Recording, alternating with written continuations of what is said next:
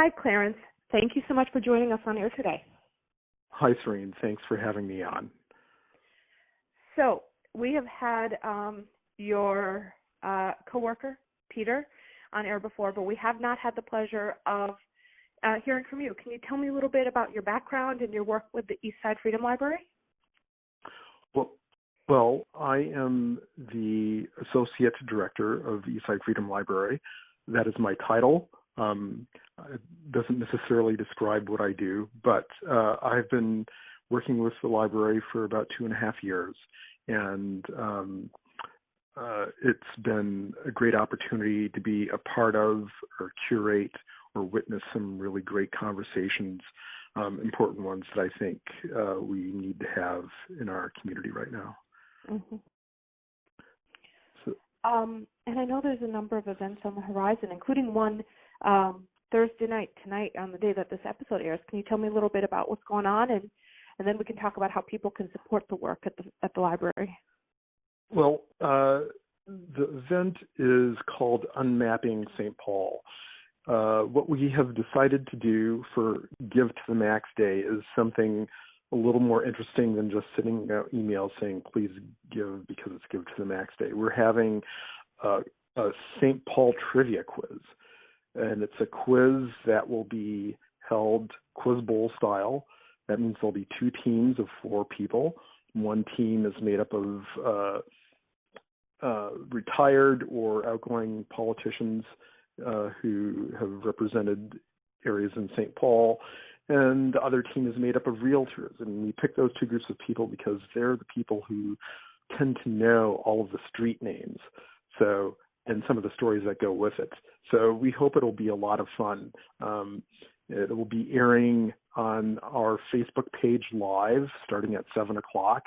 And people will be able to comment as the show goes on, and maybe be a way for people to test their own knowledge of the capital city. So we're looking forward to it. It should be fun. Y Spano is going to be the MC.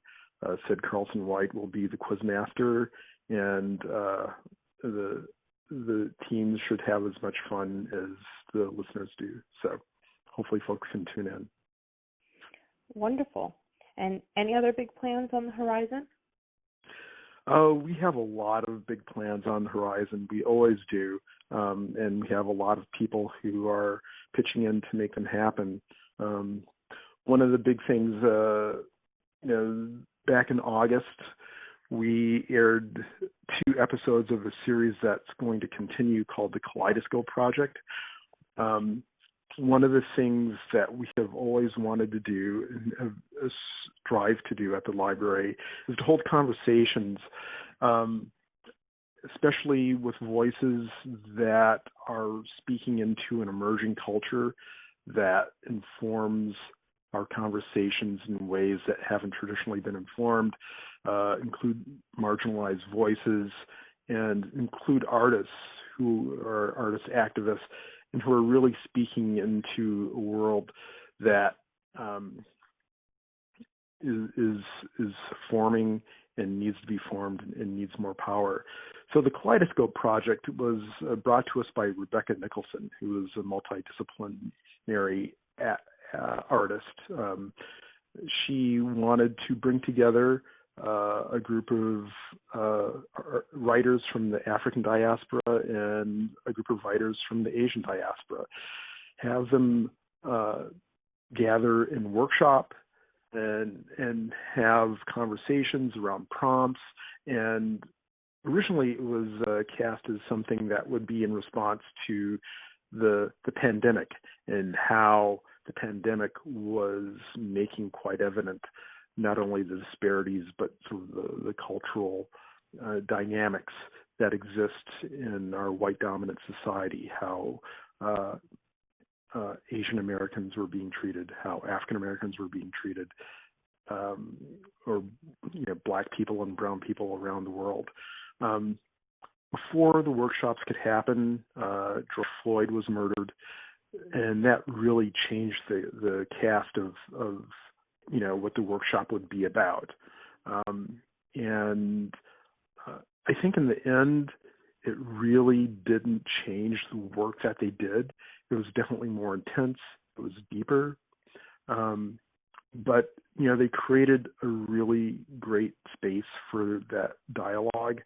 They had incredible conversations, but they created even more incredible art.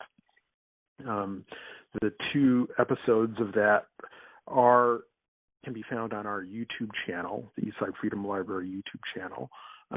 They're also archived on our Facebook page. But the works were really powerful, and the thing that was really exciting about that to us, it was an opportunity for those voices to be in conversation, to be there simultaneously. A lot of different people, a lot of different voices see the library as a place, as a stage, or a gathering point for voices that aren't always heard, voices that have a truth and a wisdom that need to shape how we think about our society and where it needs to go. But we really want a lot of the voices to be there together, and this was a time when that happened, and it produced some really creative, powerful, and informative art.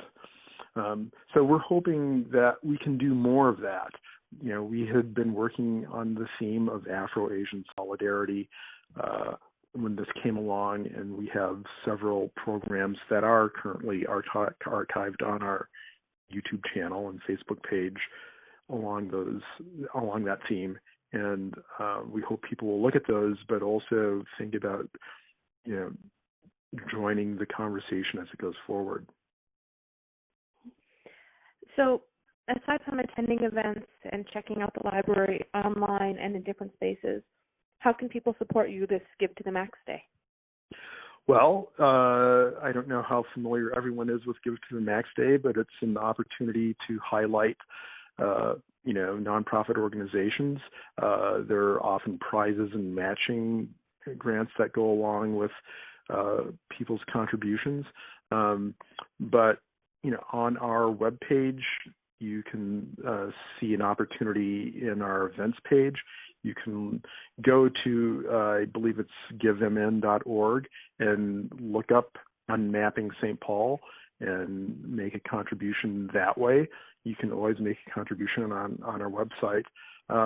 But I really encourage people to look at the things, the conversations we're having, the art, the scholarship, the activism that's there.